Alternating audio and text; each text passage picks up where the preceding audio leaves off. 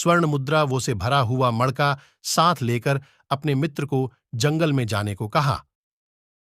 जब वो दोनों जंगल पहुंचे, एक जगह रुककर वह स्वर्ण मुद्रा वो से भरा मड़का जमीन में गाड़ दिया और वहां कुछ निशान बना दिया। आदमी सोचता था कि उसकी बीवी बहुत जवान है, जब वह मर जाएगा तो उसकी बीवी सारा सोना लेकर दूसरी शादी कर लेगी और उसके लड़के का ख्याल नहीं रखेगी। आदमी ने साधु से कहा, उसके मरने के बाद उसका लड़का जब 18 साल का होगा, तब उसे जंगल में ले जाकर उस जगह से सोना निकलने को कहे, ताकि वह ठीक से जीवन जी सके। कुछ दिन बाद आदमी मर गया। साधु ठीक से सन्यासी जीवन जीता था। उसे पैसों का मोह नहीं था। जब लड़का बड़ा हुआ, उसकी मां ने लड़के को कहा कि उसके पिता ने सोना जंगल में गाड़ दिया था। उस साधु से पूछो कि वह उसे वहां तक ले जाए। जब लड़का 18 साल का हुआ तो वह साधु राजी हुआ। वह हर रोज उसे जंगल में लेकर जाता, लेकिन जैसे ही वह कुछ दूर पहुंचते, वह साधु लड़के को खरी खोटी सुनाकर गालियां देने लग जाता। ऐसा बहुत दिन हुआ। हालांकि बाकी समय साधु बड़ा अच्छा व्यवहार करता था, एक अच्छे सन्यासी की तरह। ऐसा बहुत दिन चलता रहा। साधु जंगल में उसे ले जाता, अच्छा व्यवहार करता, लेकिन कुछ समय बाद गालियां देते देते लड़के को वापस जंगल से बाहर ले आता। बाद में लड़का परेशान हो गया। उस नगर में उन दिनों एक बोधिसत्व भी रहता था। लड़का बोधिसत्व के पास राय मांगने चला गया। बोधिसत्व ने लड़के को कहा कि वह साधु से फिर कहे कि जंगल में चले और उसके पिता ने जहां सोना गाड़ दिया था वो जगह दिखाए। जैसे ही वह साधु गालियां देने लगे, उसे बाजू सरका के उसके पैरों के नीचे की जमीन रखोदना शुरू कर दे। लड़के ने वैसा ही किया। तब उसे उसके पिता ने गाड़ा हुआ सोना मिल गया। बाद में लड़का बोधिसत्व के पास गया ताकि वह शुक्रिया कर सके। लड़के ने पूछा कि उनको कैसे पता लगा कि सोना उसके पैरों के नीचे मिलेगा। बोधिसत्व ने कहा, साधु अच्छा जीवन जीता था, त्यागी था, लेकिन ऐसा उसे क्या हो जाता कि वह अशोभनीय व्यवहार करता और गालियां देने लगता। लोभ बड़ी बुरी बला है।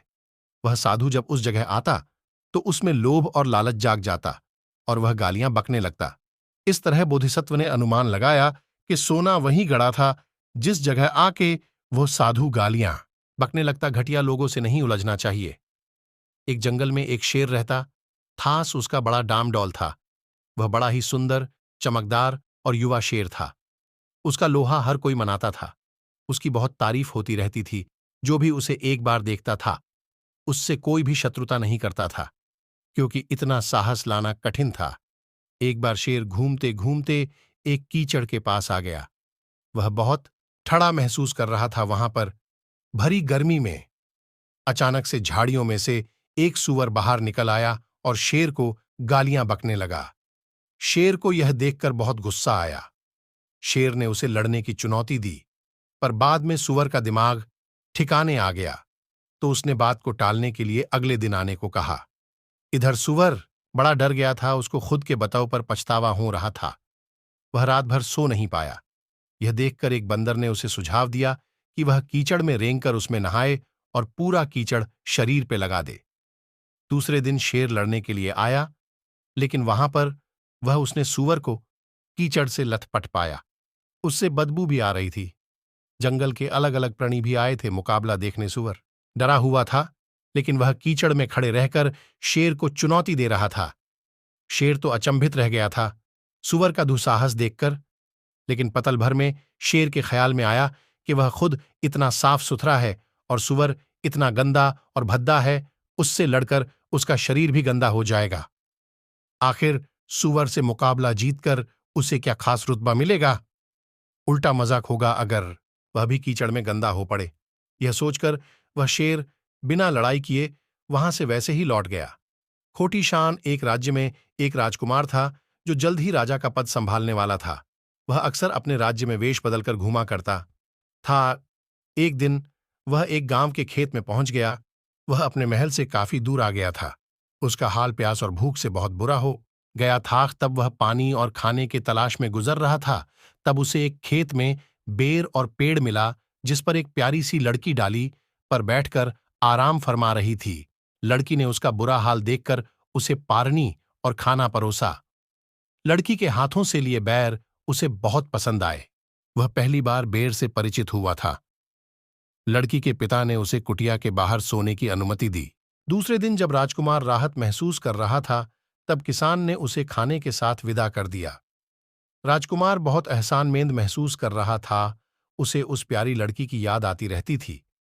एक दिन राजकुमार अपने असली रूप में कुछ सैनिक लेकर उस किसान के पास पहुंचा और सारी हकीकत बताकर उसने उसकी बेटी से विवाह करने की इच्छा प्रकट की। किसान बहुत खुश हो गया था।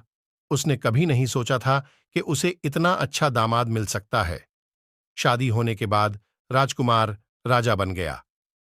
वह पत्नी के साथ खुश था, लेकिन रानी हमेशा चाहती थी कि राजा उसे गांव की गवार न समझे। इसके लिए वह शालीनता से व्यवहार कराती थी। एक बार राजा ने सोचा कि रानी के साथ बाहर घूमने चले जाते हैं। दोनों बाहर घूमने गए थे। तब रानी एक पेड़ पर नजर आए। पेड़ के बेर को देखकर राजा से कहती है, हे राजन, ये कौन सा पेड़ है जिस पर ये अजीब से फल लगे हुए हैं? राजा को बहुत गुस्सा आया। उसने रानी को वापस अपने पिता के घर पहुंचा दिया। तब रानी को बहुत पछतावा हुआ। उसने राजा से माफी मांगी। तब राजा ने कहा उसने उससे इसलिए विवाह किया था क्योंकि उसे उसके हाथ से लिए हवे बेर बहुत पसंद आए थे। इसके अलावा उसकी सादगी और प्यारी अदा उसको भा गई थी।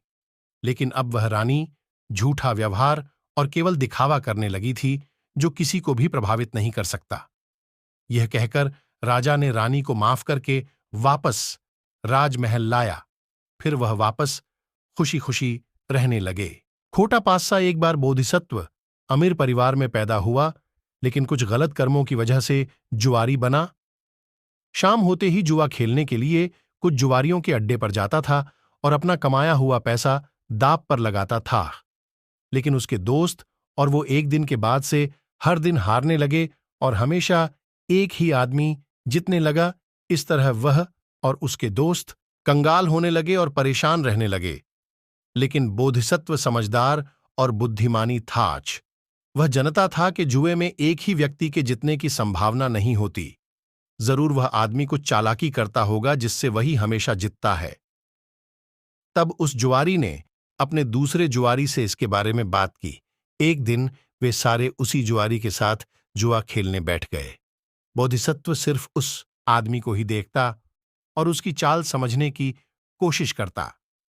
तब उसे पता चला कि वह चालाक आदमी कुछ पासे अपने कपड़े में चुपके से छुपा के रखता था, जिसपे एक की आंकड़े लिखे हुए रहते।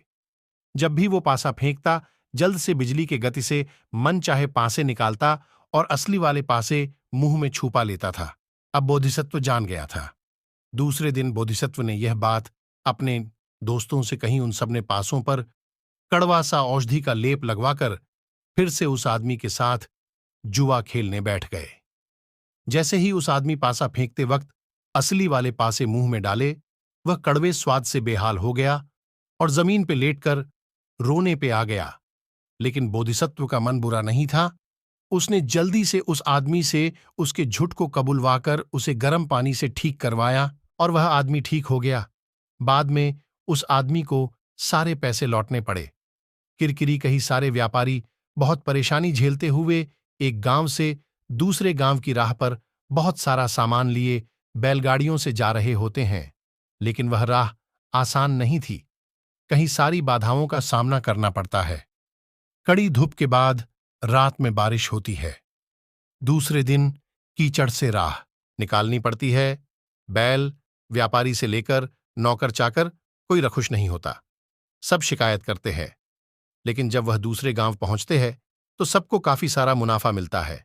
सब खूब मजे उड़ाते हैं और गांव वापस जा रहे होते हैं, लेकिन सिर्फ बैलगाड़ियों के चक्कों से कीर कीर की आवाज आती रहती है। तब बैलगाड़ी खींच रहा एक बैल दूसरे समझदार बैल से पूछता है, क्या बात है, अब सब खुश है, तो ये चक्के किस बात की शिकायत कर रहे हैं? तब समझदार बैल कहता है, तुम उनकी तरफ ध्यान मत दो। हमें हमेशा ऐसे लोग मिलते ही हैं जहां सब खुश हो और अच्छा चल रहा हो। तो भी ऐसे लोग बिना वजह कीर कीर करेंगे ही। कोई ना कोई होता ही है जो किसी भी स्थिति में नाखुश होता है। जन्मभूमि से अति प्रेम एक नदी के पात्र में अनेक तरह के जीव जंतु रहते थे। वे सारे अपने इच्छा अनुरूप नदी में घूमकर वापस आ जाते थे। सिकतन इन जीव जंतु पहले ही पता चल जाता है कि कब सूखा पवाला है। तब सारे जीव जंतु वहां से सुरक्षित जगह पलायन कर गरिए। लेकिन वहां एक कछुआ था, वो वहां से नहीं भागा। वह सर था कि उसने वहीं जन्म लिया, उसके माता पिता भी वहीं रहते थे और वह युवा भी उसी जगह हुआ था। ऐसे जगह को वह कैसे छोड़ सकता है। एक दिन कुछ कुम्हार वहां की सूखी चिकनी मिट्टी जमा करने आए। जब वह खुदाई कर रहे थे, तब एक प्रहार जोर से मिट्टी में धंसे हुए कछुए पर पड़ी, जो वहां से नहीं भागा था। तब उसे बड़ी पीड़ा से समझ आया कि वैया वही रहना उचित है जहां चैन मिले, चाहे वह जिस प्रकार की जगह रहे, चाहे वह जंगल हो, गांव अथवा जन्मभूमि हो, लेकिन जहां आनंद मिलता है उसी जगह को घर मानकर रहना चाहिए। राजा की पत्नी एक राजा था, जिसने एक नागराज को कुछ दबंगी बच्चों से बचाया था, जो नागराज को मार डालने वाले थे। तब नागराज ने प्रसन्न होकर राजा को वरदान दिया कि वह हर जानवर तथा जीव जंतु की भाषा समझ सकेगा। लेकिन एक शर्त थी, अगर वह किसी को यह बताए कि उसे जानवरों तथा जीव जंतुओं की भाषा अवगत है, तो उसकी जान चली जाएगी। एक दिन राज्य का कार्यभार खत्म करने के बाद अपने रानी के साथ बाग में कुछ खा रहा था, तो एक टुकड़ा नीचे गिर गया। तभी वहां से गुजर रही चिट्टी ने कहा, अरे वाह, कितना बड़ा स्वादिष्ट टुकड़ा है, इसे ले जाने के लिए तो एक बैलगाड़ी लगेगी। बाद में चींटी टुकड़े को उठाने की कोशिश करने लगी। ये सब सुनकर राजा को हंसी आई। तब पास में बैठी रानी को लगा कि राजा उस पर ही हंस रहे हैं। तब रानी ने इसका कारण राजा से पूछा कि उसके श्रृंगार में कुछ गड़बड़ी तो नहीं है। लेकिन राजा ने बात को टाल दिया। जब राजा और रानी शयन कक्ष पहुंचे, तो रानी तरह तरह के नखरे कर राजा से जानने की कोशिश करने लगी कि राजा को किस बात पर हंसी आई थी। तब राजा ने बताया कि वह नहीं बता सकता, क्योंकि कारण बताने से उसकी जान भी जा सकती है। लेकिन रानी नहीं मानी। तब राजा ने रानी से कहा कि वह कल बाग में बताएगा। जब राजा बाग में कुछ सहकारियों के साथ बाग से गुजर रहा था, तब उसने एक बकरी और गधे की बात सुनी। बकरी ने गधे से कहा कि राजा तो गधे से भी ज्यादा मूर्ख है। वह जब रानी को बताएगा कि उसको चिट्टी की भाषा समझ आई थी, तभी वह मर जाएगा। यह बात जानकर भी राजा सिर्फ रानी को खुश करने के लिए जान से हाथ धो बैठे। गां जब राजा मर जाएगा, तो रानी उसकी सारी संपत्ति पाकर दूसरे पुरुष के साथ एमजे करेगी। यह बात सुनकर राजा को एहसास हुआ कि वह बहुत मूर्खता कर रहा है। जब रानी बाग आई, तब राजा ने कहा कि वह बात बताएगा, लेकिन उसके जान निकल जाएंगे, इसलिए रानी को एक शर्त राखी। रानी को 100 कोड़ों की मार खानी पड़ेगी, तभी वह बताएगा। तब रानी को लगा कि राजा उससे बहुत अधिक प्रेम करता है, इसलिए हल्के से कोड़े मारेगा। लेकिन राजा ने एक सिपाही को बुलाकर जोर जोर से रानी को कोड़ों से मारने की आज्ञा दी। तब रानी चिल्ला के कहने लगी, उसे नहीं जानना कि राजा क्यों हंस पड़ा था, लेकिन उसे कोड़े न मारे जाए। तब राजा ने सोचा कि रानी को उसके जीवन की परवाह नहीं, लेकिन उसे कोड़ों से परेशानी है। तब राजा ने और जोर से कोड़े बरसाने की आज्ञा दी। बाद में मंत्री ने राजा से कहा कि वह रानी को क्षमा कर दे। राजा ने रानी को माफ तो किया, लेकिन उसको पहले जैसा प्यार और मान सम्मान नहीं दिया। कुशल व्यापारी थे। नगर नाम के एक गांव में एक सेठू नाम का युवक नौकरी की खोज कर रहा था। जब एक दिन वह घूम रहा था, राज्य का कोषागार उसके मित्र के साथ उसी रास्ते से गुजर रहे थे। मित्र ने राजकोषागार से कहा कि राजा उससे बहुत खुश है, क्योंकि राज्य का भंडार संपत्ति से बहुत भरा पड़ा है। आखिर तुम्हारे यश पाने का रहस्य क्या है? तब कोषागार ने कहा, व्यापार का अच्छा तरीका। मित्र ने कहा, मुझे कुछ समझ नहीं आया। तब राजकोषागार ने कहा, मैं कैसे समझा सकता हूं? तब राह में चलते चलते एक मरा हुआ घुस, जो बड़े छुए के समान होता है, उसे दिखाते हुए कोषाग ने कहा, क्या तुम उस राह में पड़े चुरवे को देर सकते हो? अगर मैं अपना मन लगाऊं तो मरे हुए छुए से भी बिना पैसा लगाए व्यापार शुरू कर सकता हूं। मित्र फिर सोच में पड़ो हंसने लगा। सेठू वह सारी बातें सुन रहा था, क्योंकि वह उनके पीछे बातें सुनते हुए चल रहा था। वह अचंभित होते हुए उस मरे हुए छुए की तरफ देखने लगा। उसने सोचा, राजकोषागार ने जरूर कुछ तथ्य के आधार पर ही कहा होगा।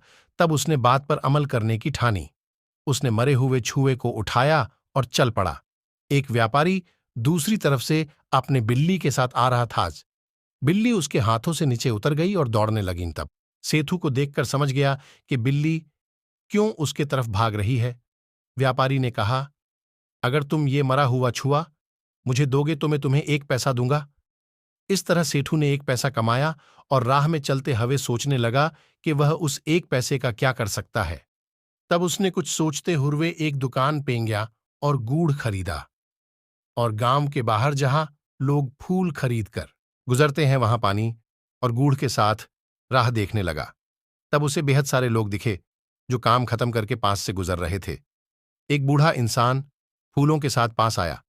तब सेतू ने कहा, आप बहुत थक गए होंगे, कुछ गूढ़ और पानी लेकर थकान में राहत पाओ। तब उस बूढ़े इंसान ने आशीर्वाद देते हुए कहा, बेटा मैं बहुत आभारी हूं, क्या तुम कल भी पानी लेकर आओगे? तब कुछ फूल दिकर वो बूढ़ा इंसान राह पे चल पड़ा। अगले दिन उसने बहुत सारे लोगों को जो फूल ला रहे थे उनको पानी पिलाया और उसके बदले उसे बहुत सारे फूल मिले।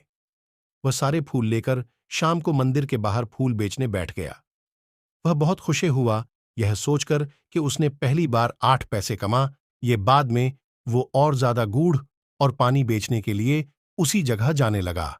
तब राह में उसे लोग मिले जो चावल के खेत में काम करके बहुत थके हुए थे। सेठू ने उन्हें पानी पिलाया। तब उन मेहनती किसानों ने कहा, अगर कुछ मदद की जरूरत पड़े तो जरूर कहना। ऐसे करते करते 1 माह बीत गया। जब वह एक दिन शाम को घर लौट रहा था तब बेहद जोरों से हवा बहने लगी। जोरों की हवा से सारी ओर झाड़ पौधों की डालियां इधर उधर टूटकर बिखर गई। उसने सोचा, जब मरे हुए छुए से पैसे बनाए जा सकते हैं तो इन टूटे हुए डालियों से क्यों नहीं। दूसरे दिन वह राजा के बगीचे के माली के पास गया। माली ने कहा कि वह बहुत डरा हुआ है, क्योंकि जब राजा लौटेगा तो बिखरी हुई डलियां और पौधे देखकर बहुत डांटेगा। उसे नहीं लगता कि वह अकेला सब साफ कर सकेगा। तब सेठू ने कहा, डरो मत, मैं तुम्हें सफाई में मदद करूंगा, लेकिन उसके बदले तुम्हें सारी टूटी हुई डलियां और पेड़ मुझे देने पड़ेंगे। सेठू सारी लकड़ी लेकर गया और कुंभार को बेच दी। कुंभार ने उसे 100 तांबे की राशियां दी। राह से जब सेठू गुजर रहा था तब उसने सुना कि एक व्यापारी 500 घोड़े लेकर आने वाला है। तब सेठू ने सोचा कि वो उनको घास बेच सकेगा। तब वह किसानों के पास गया जिनको उसने पानी दिया था। सेठू को उन्होंने घास ले जाने के लिए अनुमति दी। सेठू 500 घास की गड़ियां लेकर चल पड़ा। व्यापारी घोड़ों के लिए चारा खोज रहा था। तब उसे सेतू दिखाई पड़ा। उसे देखकर वह बहुत खुश हुआ। व्यापारी ने 1000 तांबे के मुद्राएं देकर सारी घास खरीद ली। सेतू बहुत खुश हुआ था। तब उसने सोचा कि अब इन सारे पैसों से बड़ा व्यापार शुरू करने में वह सक्षम है। सेतू ने सुना कि दूसरे दिन एक व्यापारी जहाज लेकर बहुत सामान बेचने आया है।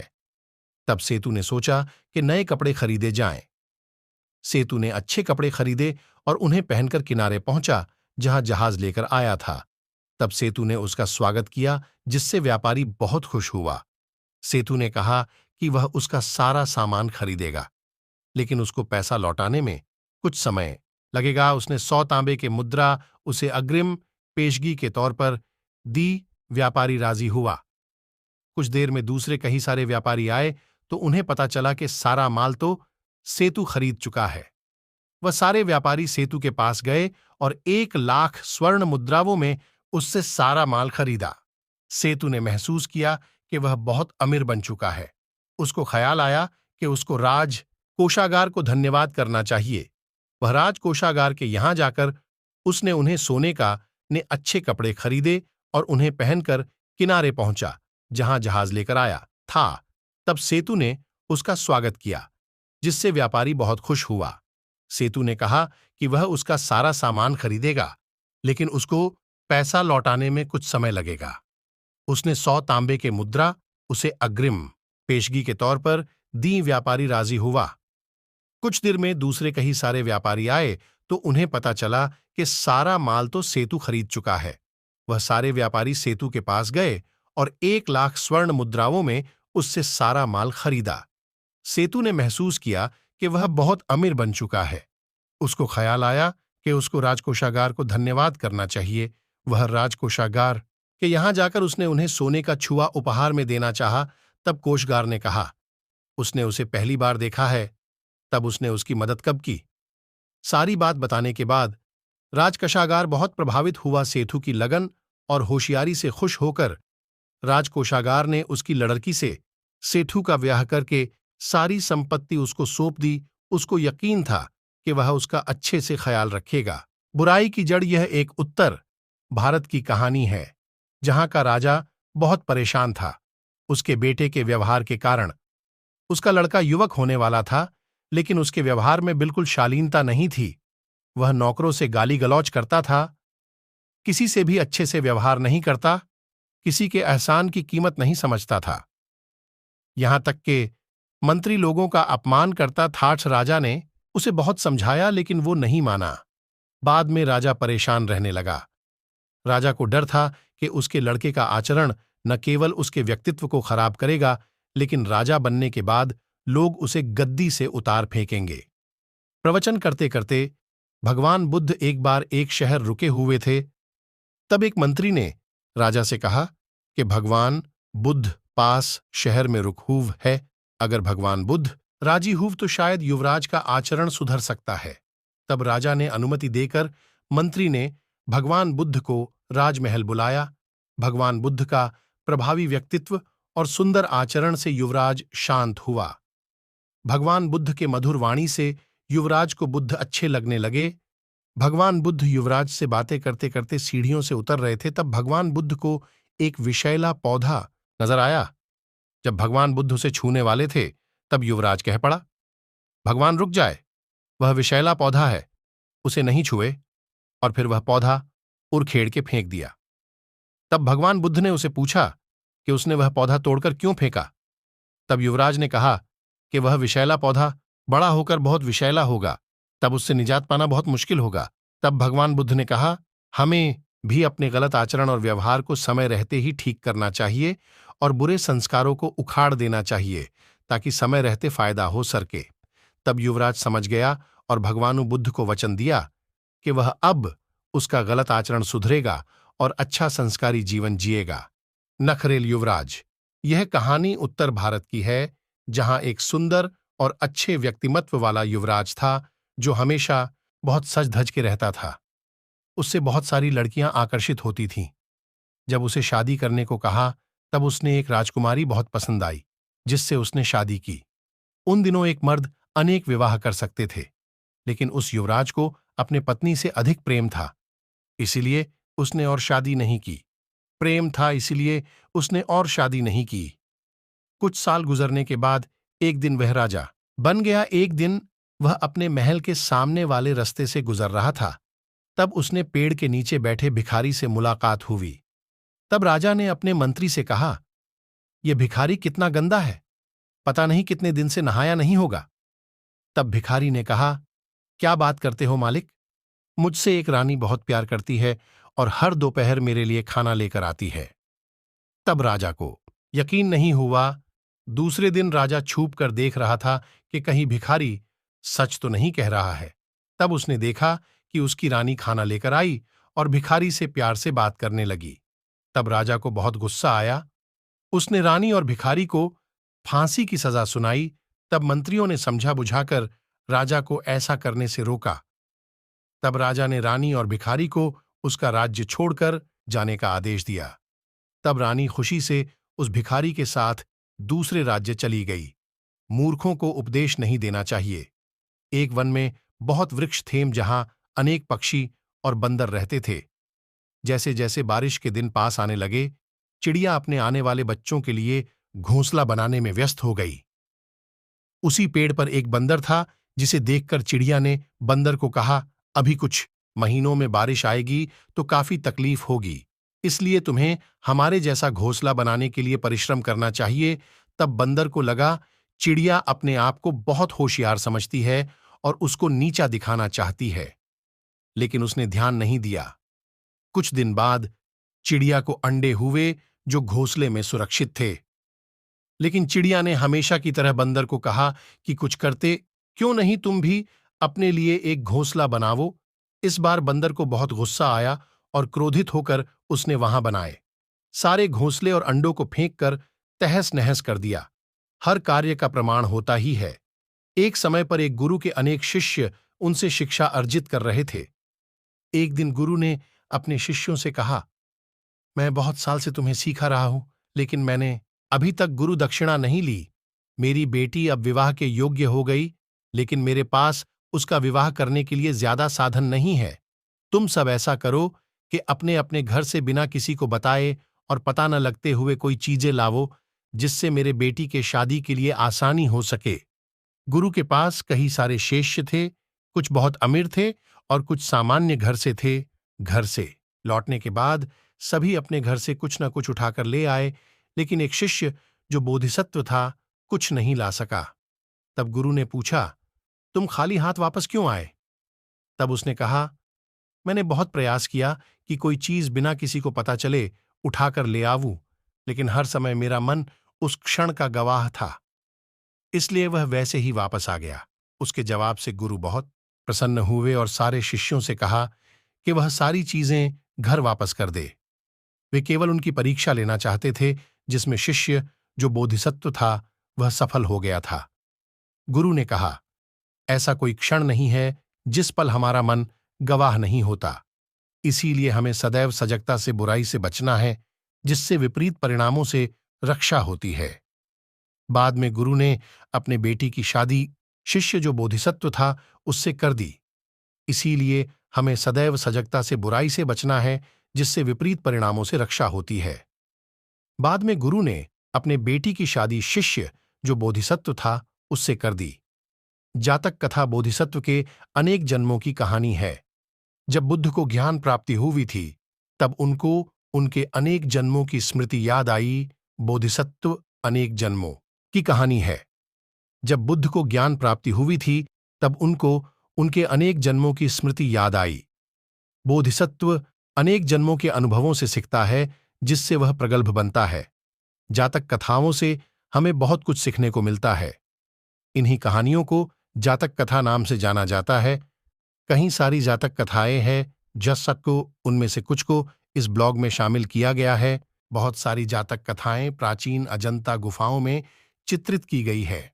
हमारे वीडियो पसंद है तो चैनल सब्सक्राइब कर लो।